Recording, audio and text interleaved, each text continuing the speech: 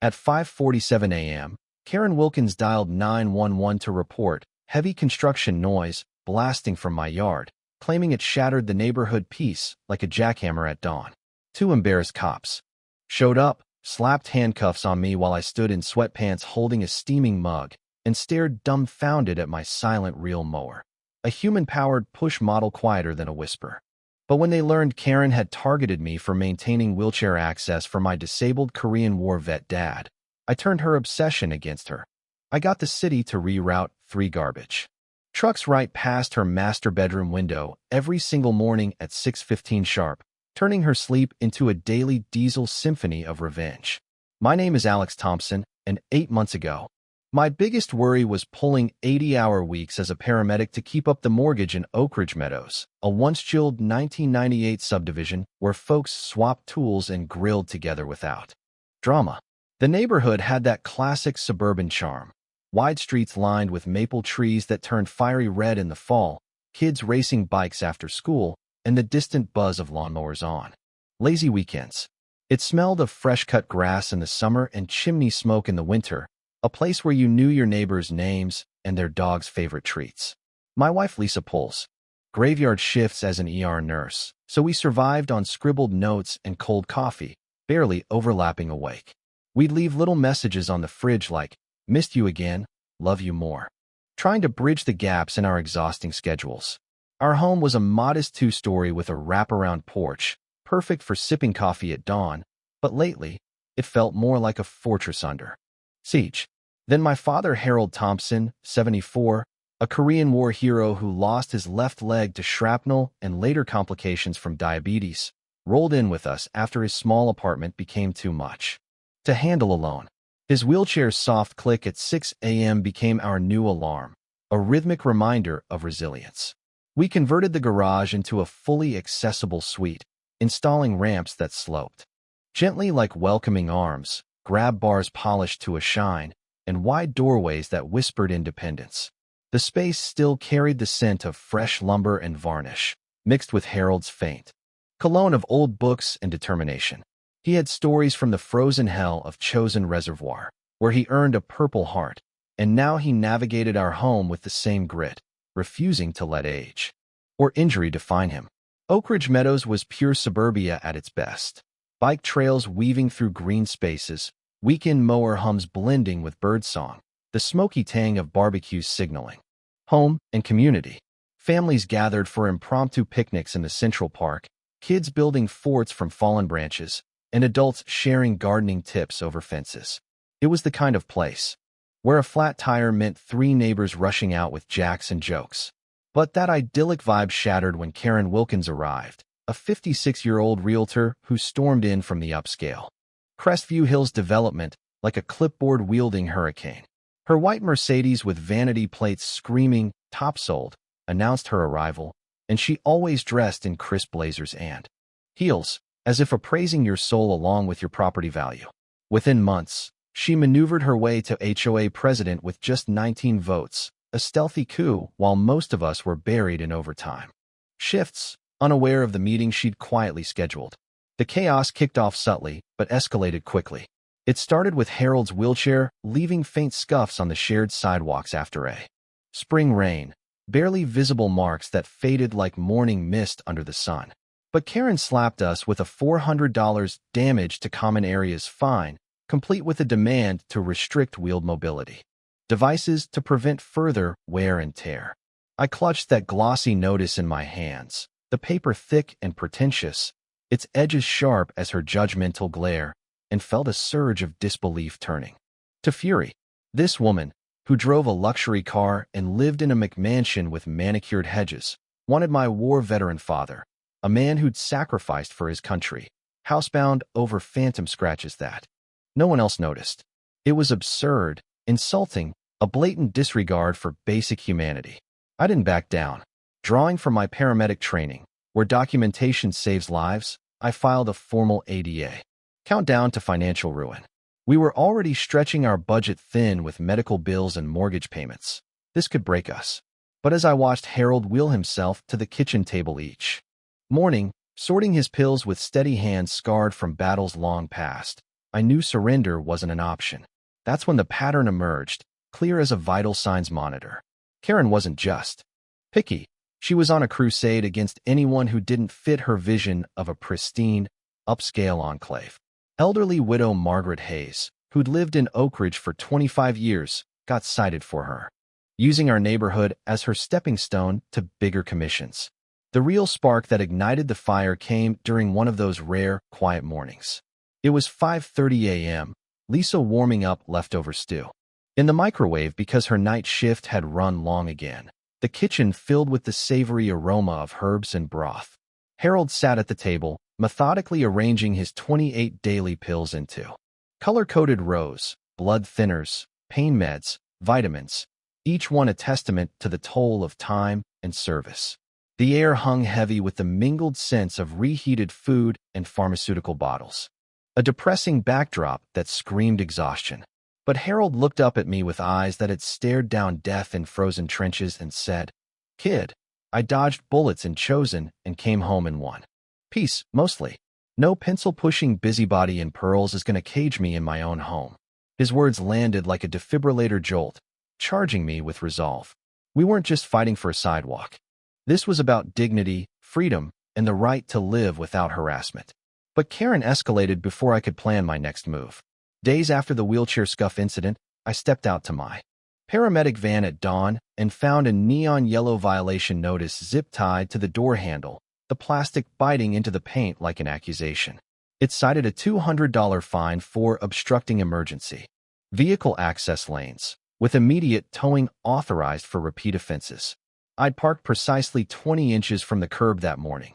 I'm a paramedic. Accuracy is literally life or death, whether it's dosing meds or measuring distances. But Karen had conjured an arbitrary 18-inch rule out of thin air, her violation photo timestamped at 3 a.m. while I was miles away, performing chest compressions on a cardiac arrest patient in the ER. The audacity burned.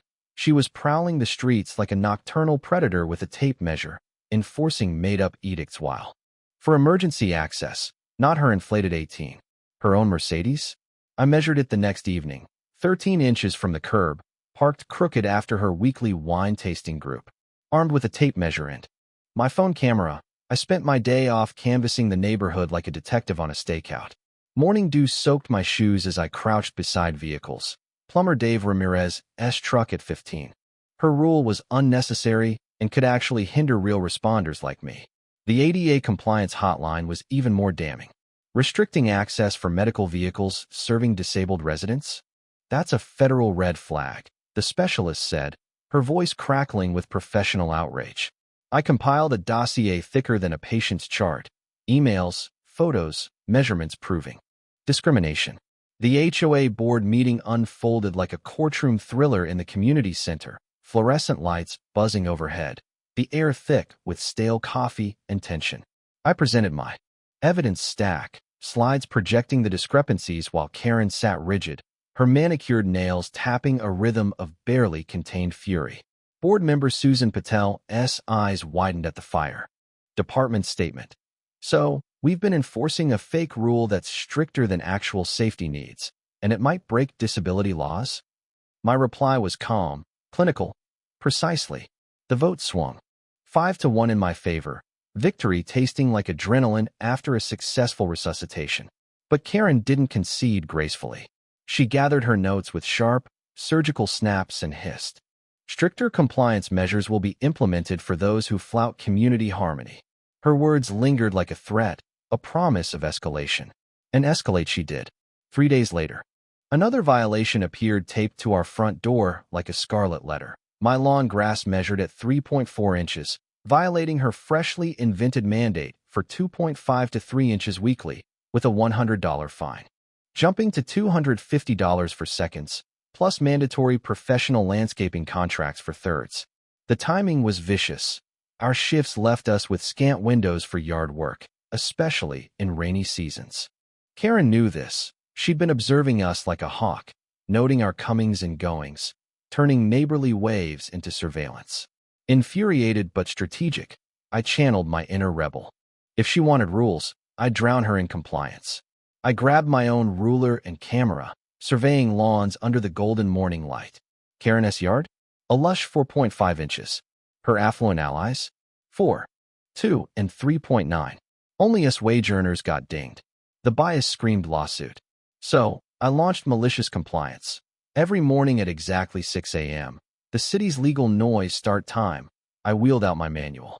Real mower and trimmed to precisely 2.9 inches, documenting with time-stamped photos and detailed logs. Copies mailed weekly to the board with polite notes, ensuring full adherence to standards. The rhythmic snip of blades through dew-kissed grass became my meditation, the fresh scent mingling with brewing coffee from nearby homes, a subtle symphony of defiance. The neighborhood's response was electric. Dave Ramirez, the plumber, offered free pipe fixes to anyone battling Karen with data. Margaret Hayes hosted strategy sessions with batches of oatmeal cookies.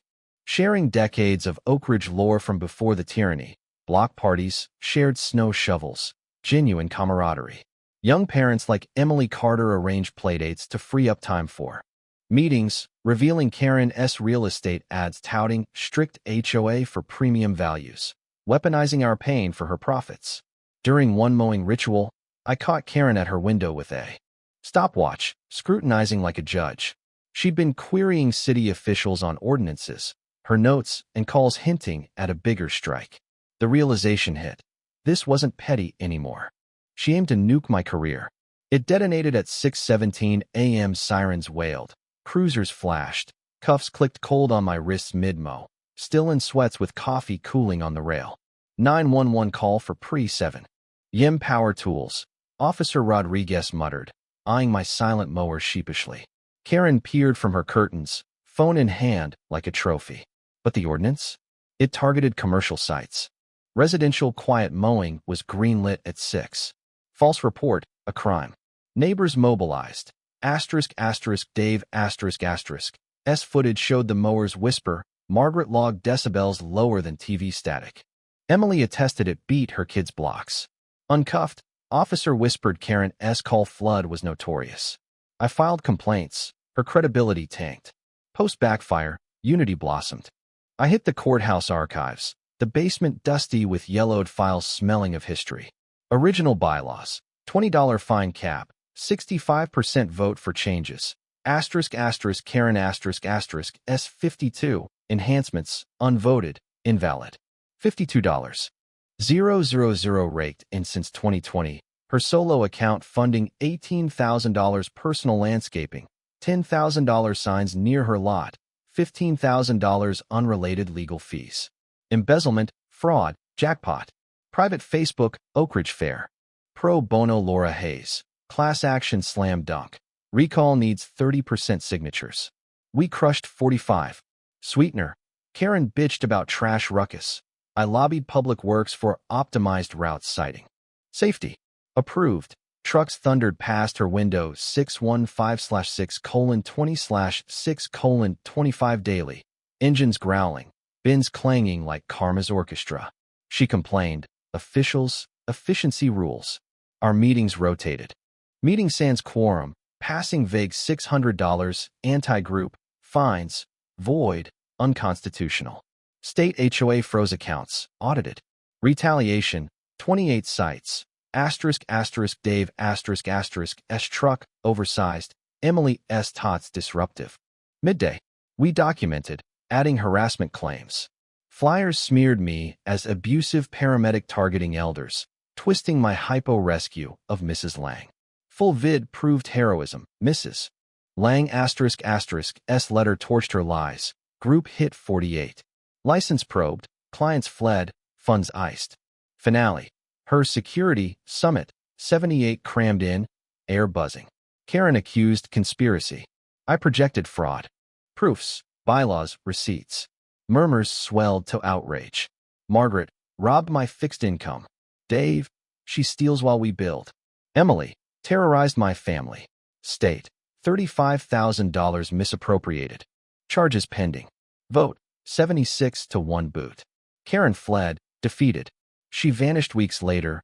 Mercedes gone, license yanked, fraud conviction, 18 months probation, repayments haunting. Trucks? Delight new retirees. New board. Me Prez, Margaret SEC. 10 rules, $20 fines, potluck vibes with casseroles and cheer. Refund seated playgrounds, ramps, Unity Park. Harold's access sacred. Van exempt. Stress dissolved. Lisa's dinners warm, talks deep. Annual Oak Ridge Harmony Bash. Feasts, games, scholarships, Harold chairs, sharing wisdom. Paramedic skills honed, marriage fortified. HOMA Hub. Karen S. tyranny forged bonds. Her downfall a blueprint for fights statewide, laws fortified. Proving facts and unity shatter rulers and lies. Drop your wildest HOA horror below. Ever fight a tyrant and win big? Was my truck reroute genius justice or too petty? Spill on community power grabs, false reports, or neighbor wars. Who's right when rules crush lives? Smash like if working families deserve peace. Subscribe for more underdog triumphs. Share your take. Did I go far enough? Or should Karen face harder fallout? Comment now. I read 'em all.